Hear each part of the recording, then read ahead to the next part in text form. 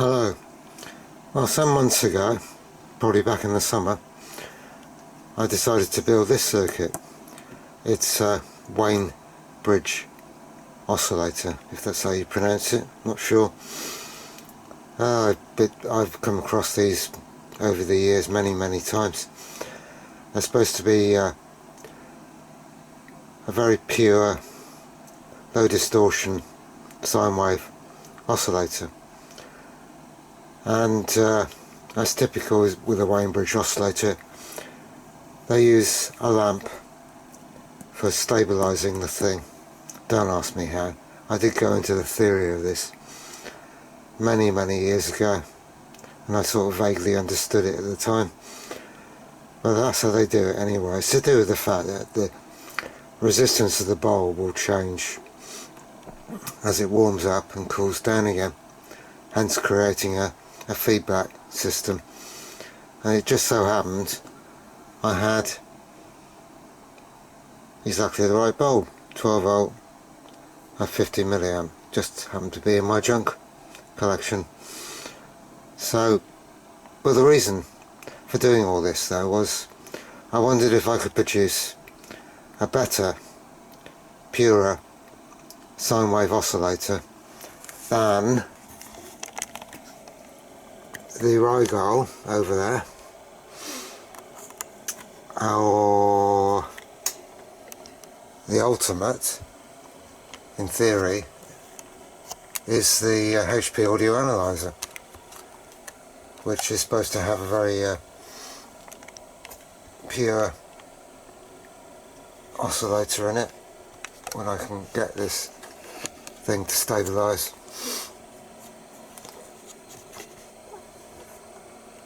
Anyway, that'll do for that. So what I've done here is, in this thing they've got a highly pure, in theory, oscillator, sine wave, and signal comes out. You plug it into your amplifier or whatever you're testing, and then you plug the output from that into the input of the actual audio analyzer. And then what it does a notch. It notches out the fundamental of 1 kilohertz in this case, and it leaves you with everything else that's left behind, harmonics and noise and stuff like that. And then it does a measurement on it.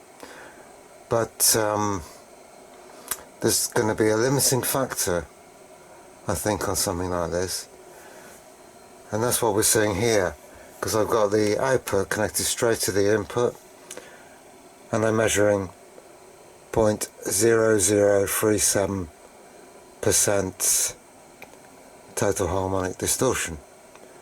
So you're not going to be able to measure anything below that level using the internal oscillator on that. And if I change that over to the Rigol to compare it, the Rigol set up with the same levels. That's 0.02% distortion. I've already forgotten what the HP was. So that's 0.02. Back into this one again.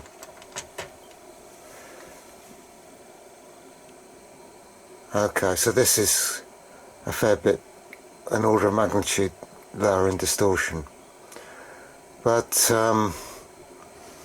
the point of all this was that I found this circuit on the internet, and I've just re-downloaded it and printed the whole article today. And I built this, and it uses an op-amp,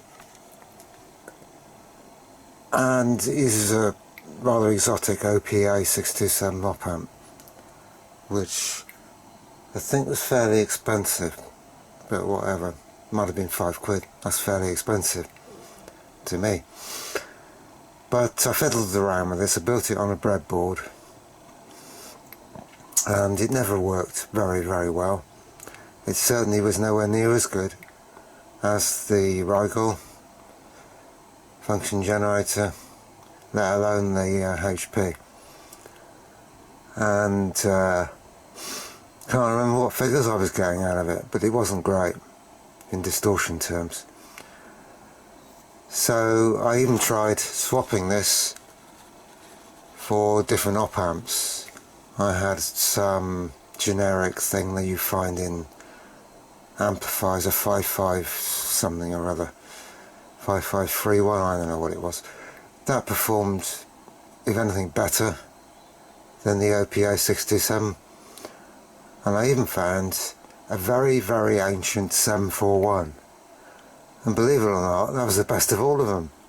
I think the 741 was about 40 years old, so it didn't seem to make a lot of difference. It certainly didn't justify buying an expensive op amp, and I had to do a lot of fiddling with the values to get the frequency right and stuff like this. But we go back to this article here.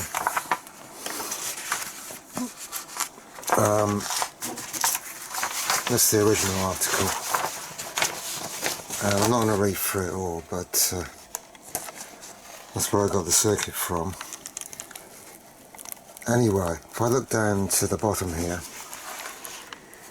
it says I should get a distortion. I should be able to achieve a distortion with this circuit of 0.0025%. Okay, well, I never ever got close to that, and then I got fed up and bored with the whole project, as you do. So I thought I'd have another investigation on it, and I read through a bit more of this, and they've got another one here called a sine wave generator. The op amp is used in this design. It costs more than no, this is where the next bit starts, referring to this circuit up here. They call this a state variable oscillator,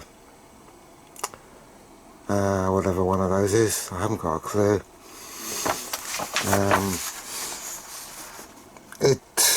By nature, from what I briefly read in this, the nature of this circuit, as well as being an oscillator, has some filtering on the harmonics.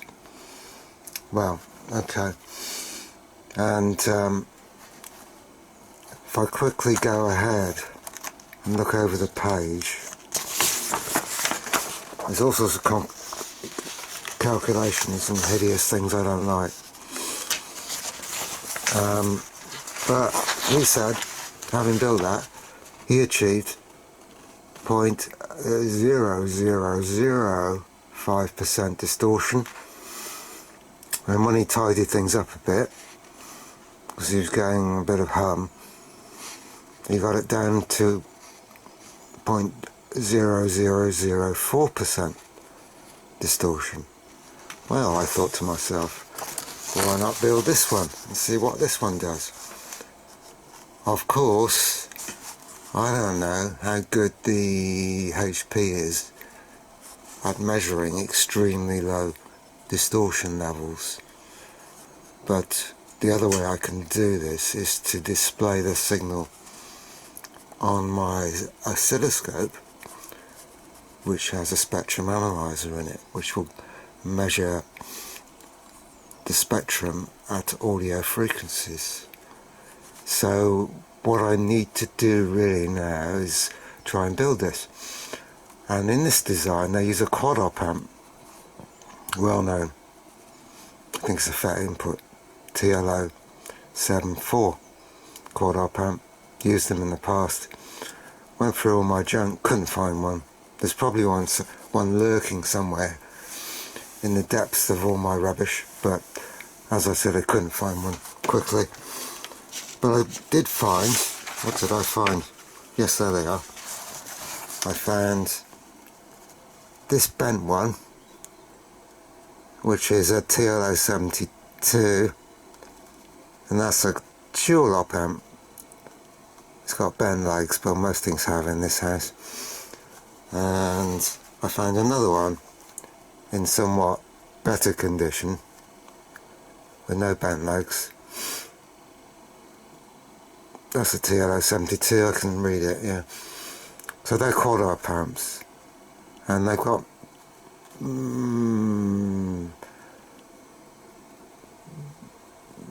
for the first two stages they've got identical pinouts basically for the inverting and non-inverting part of the amplifier, but because the next two stages are in the quad package, you have to transfer some of the numbers over on the pins, and of course the supply pins are slightly different.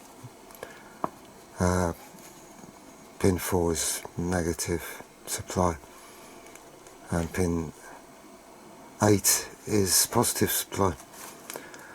So I think what I need to do is try and see if I can find all these components. They don't look particularly esoteric or difficult to find.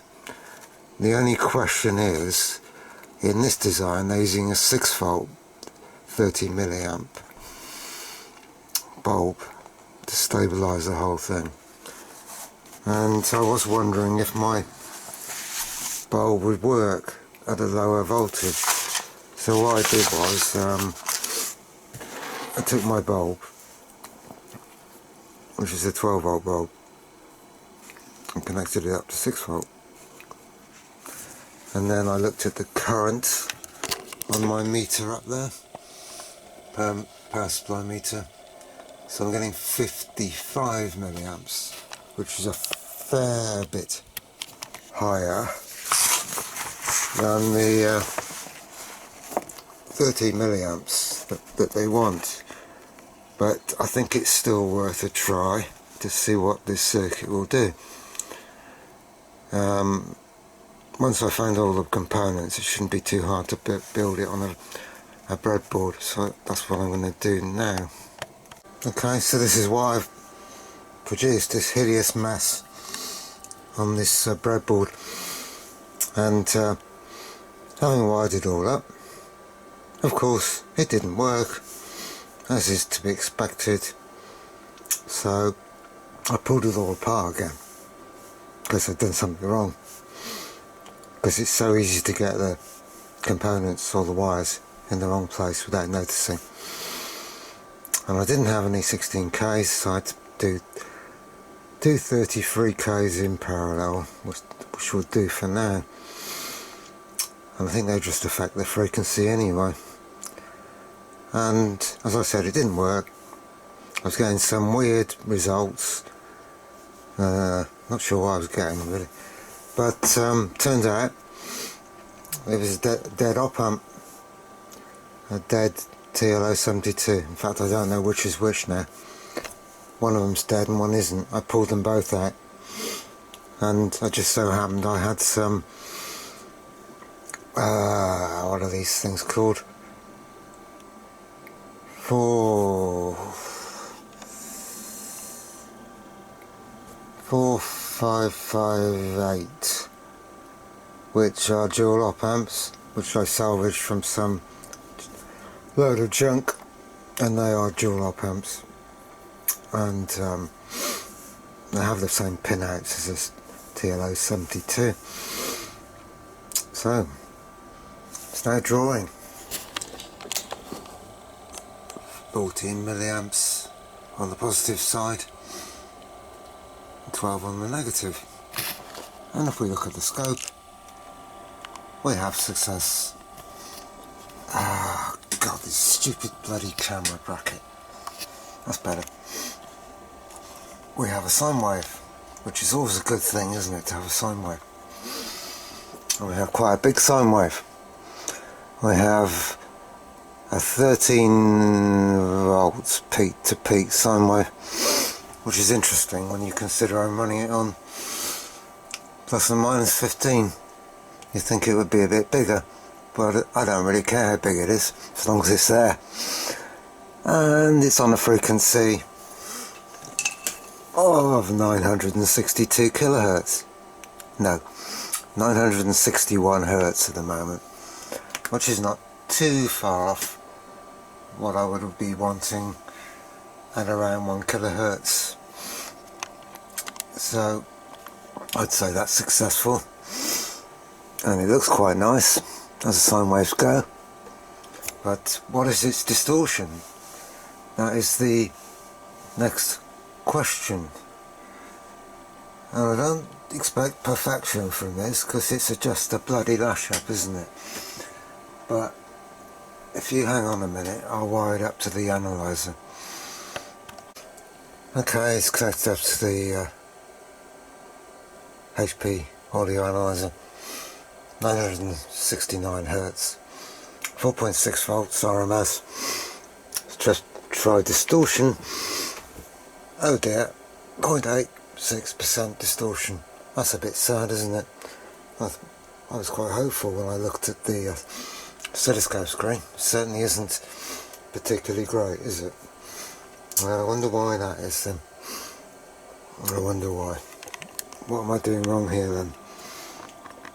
Could it be something to do with that bulb I'm using? It's massively way out compared to what they were telling me in the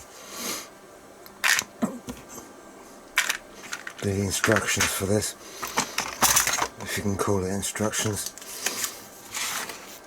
So I guess I should read all this really, but I'm not very enthusiastic about reading all this. I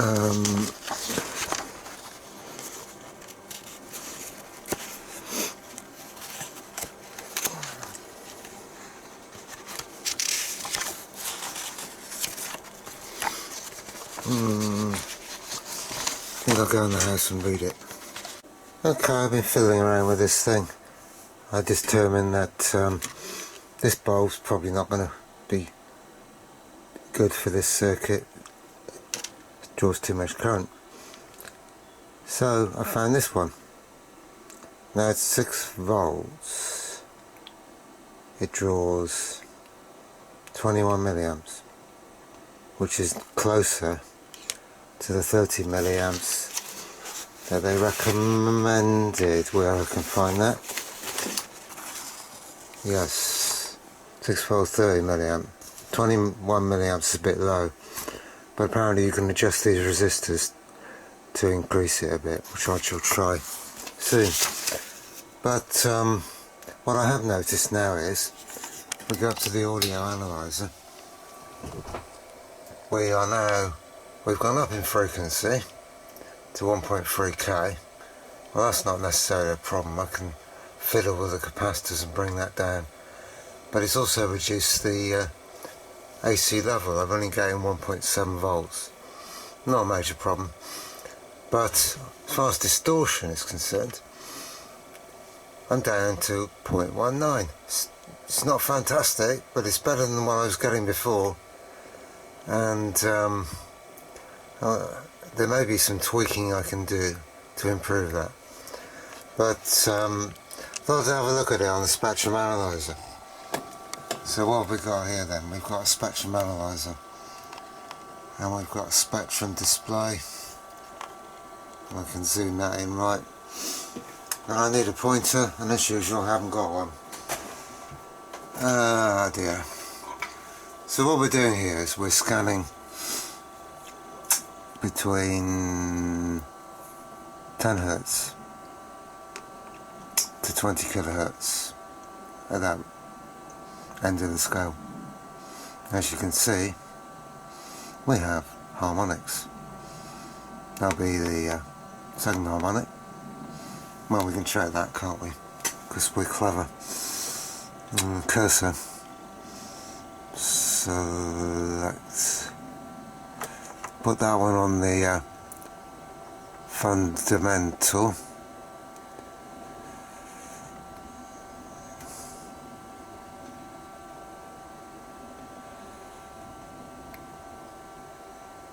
Peak it on the fundamental,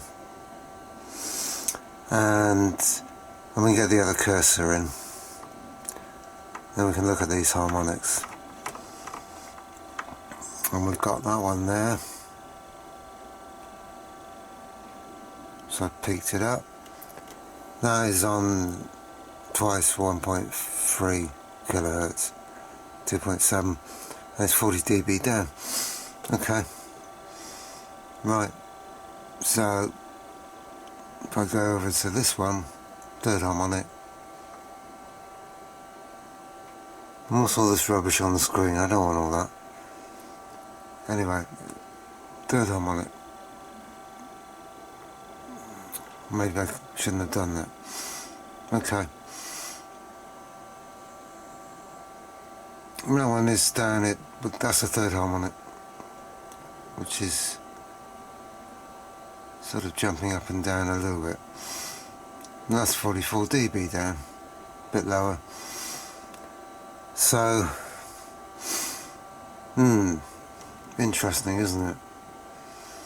I wonder what the HP's signal source looks like. So let me plug that in if I can do something about all this. So what I've done is set the audio analyzer to have the same frequency and the same AC level. So if I plug that in,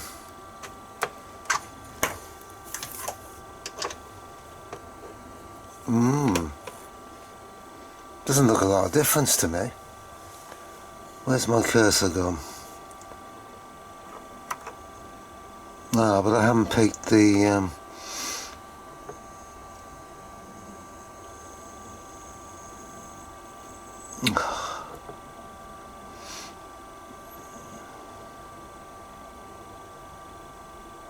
okay, that's peaked the fundamental. Let's look at the second harmonic, minus 42. Interesting. Minus 42. Third harmonic.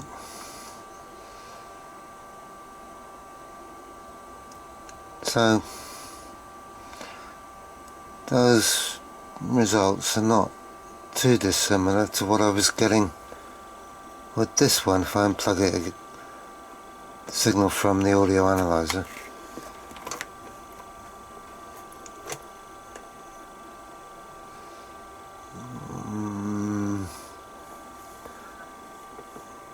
Back on the oscillator.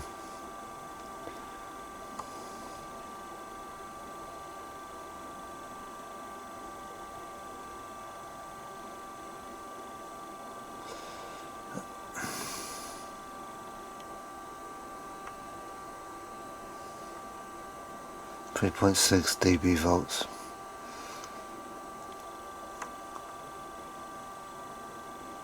Yeah, I think they are a bit higher than the internal.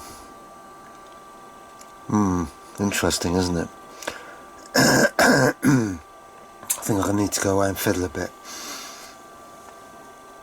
What it says here at the end of the article, with a wire terminal lamp of 5 volt 21 milliamps, which is pretty close to what mine is, good results were obtained with R5 470, R6 33k. So go back to the circuit. So R5 is 470, which I've just changed, and R6 33k, which I've just changed. And let's look at this distortion now, and that is even worse. 0.3% distortion. So what am I doing wrong? Somebody tell me, please. What can I do to improve this circuit, which is supposed to promise 0.00005% distortion, something like that anyway. For one thing, I'd like to get it on frequency, because it's on 1.2k at the moment. Maybe using better quality capacitors. I'm just using these little ceramic things, but I think I'm going to fiddle around with those anyway and try and get the frequency down to 1k. So this is very interesting. I was using these Where are they? Fairly hideous little ceramic, not quite a disc, but ceramic square capacitors, and didn't really think it would make much difference. But what I've done now is I've changed them for these polystyrene or poly whatever film brown things. So this, believe it or not, has had a dramatic effect on the quality of this signal. As you can see on the scope there, we've got the sine wave, which is at 2.38 volts RMS, and that's coming up to the audio analyzer, and we're now getting 0.0. No, don't do that, you stupid thing.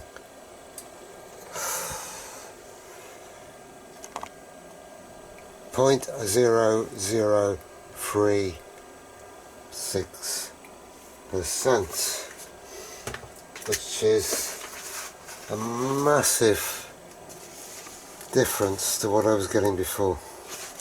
Let me just quite quickly find. Now he was quoting values of 0.0005%. So we need to lose that digit. That needs to be a 0. But I don't know what else I can do with it to get it any better than that. How does that now compare with the internal oscillator in this? So I'm 980, so the frequency's good enough. If I set this one to 980, 980, I don't want to put 980 volts to, yeah, kilohertz. What have I done?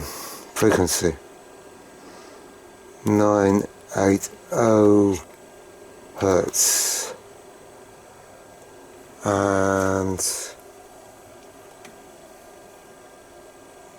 what are you doing, you silly machine? I think I've damaged my circuit. Hang on, I'll be back. Capacitor come out, one of those new ones. So it's all working again. But now what I want to do is take that that comes from my circuit, plug this cable in here, and plug it into its internal signal. I've already forgotten what I had on the other one, but it wasn't. It's pretty close to that. So my circuit is, I think, slightly worse now than the internal oscillator in this. So that's 0.0025. Wires everywhere. 0.0025.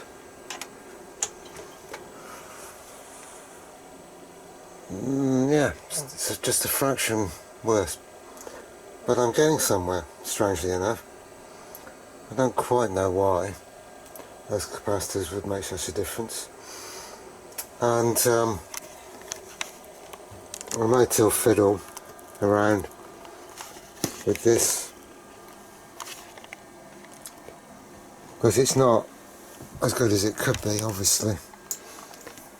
I wonder, where do I go next? Let me try something else.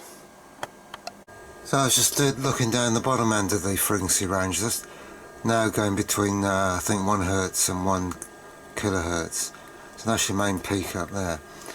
But there's various other spurious whatevers, and there's one down there. If I can, where's my cursors? Yeah, there's one down there at 95 Hertz. Not sure about that, but why would it be 95 Hertz? But wherever it is, I think if you compare it to what's coming out the HP,